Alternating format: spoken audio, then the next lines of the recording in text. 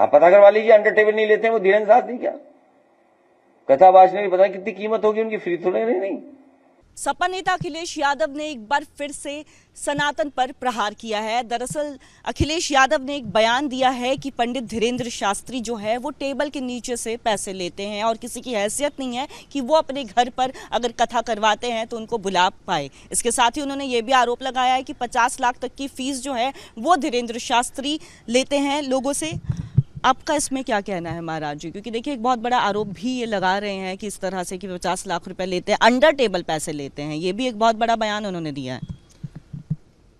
हमारे छोटे भाई धीरेन्द्र शास्त्री जी, मैं उन्हें बड़े करीब से जानता हूँ। मैं स्वयं भी छतरपुर खुजराहो से हूँ और पिछली बार भी ऐसे अनाप शनाप बयान उनके बारे में आए हैं।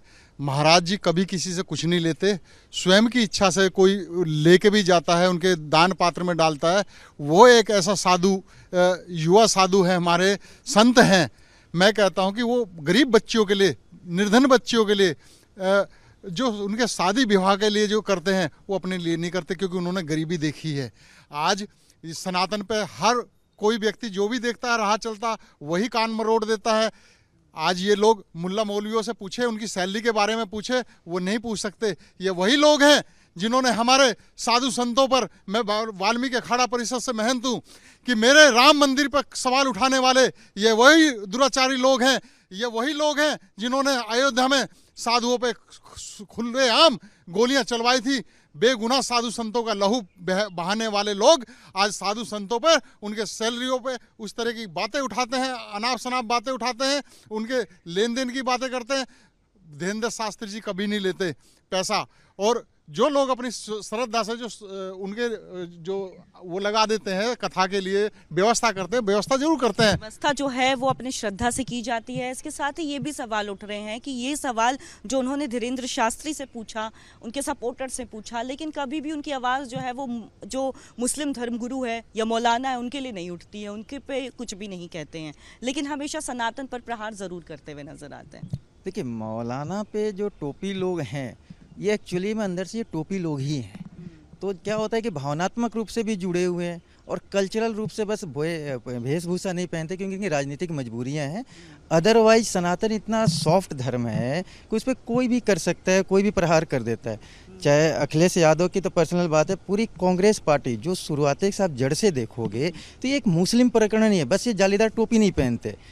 इन लोगों को पूरे शुरू से रहा, देश के आज़ादी के बाद से इनके रहा कि सनातन विरोधी कार्य ऐसे करो जिसमें हिंदू पे बंटवारा हो, चाहे वो जातिवाद का लेकर हो, चाहे हमारे शास्त्र को अध्ययन के लेकर हो, चाहे हमारे शास्त्र को शिक्षा देने की समाज में हो, स्कूल में हो, कॉलेज में हो, कहीं पे भी अगर पढ़ाना शुरू करो, एक शब्द जोड़ दिया था इन्होंने संविधान में, कम्युनल। आप कम्युनल हो जाओगे। गीता की बात करोगे, रामायण की बात करोगे, कॉलेज में करोगे, स्कूल में करोगे, कहीं आप प्रचार करने के लिए तंबू लगा के आप बैठते हो, पेड़ के नीचे बैठते हो, गुरुकुल की बात करते हो, आप कम्युनल हो जाओगे। इससे क्या होता है, इन बंटवारे के लिए कोशिश करते हैं, इसलिए क्योंकि एक्चुअल में ये लोग धर्मांतरण करके मुस्लिम राज्य बन के वहाँ के प्रधानमंत्री बनना चाहते हैं।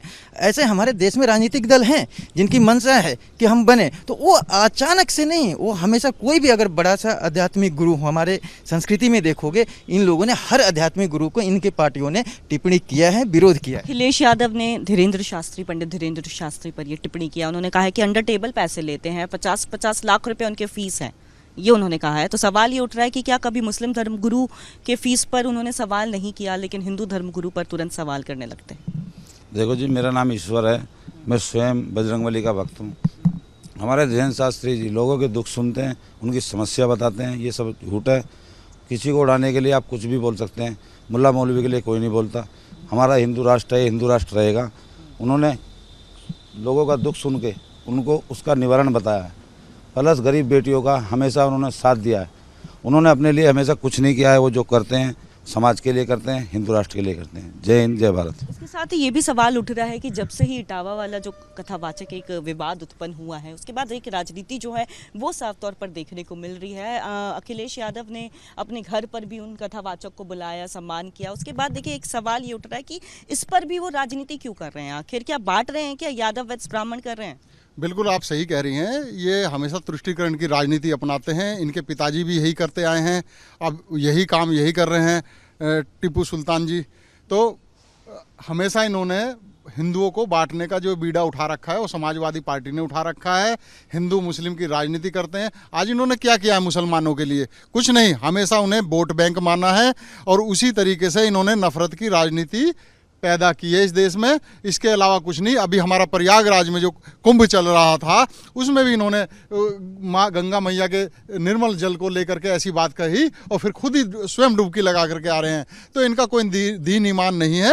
ये हमेशा सनातन पे उंगलियां उठाते रहते हैं, उसको टारगेट करते रहते हैं। साफ तौर पर लोगों का कहना है कि पंडित धीरेंद्र शास्त्री पर जो अखिलेश यादव की तरफ से टिप्पणी की गई है ये सभी एक राजनीति से प्रेरित है और सनातन काफी सॉफ्ट कॉर्नर है, इसीलिए जो है सॉफ्ट टारगेट मान करके सनातन पर हमेशा प्रहार किया जाता है। विजय नारुदेश्वर के साथ कोमल बहल, रिपब्लिक भारत।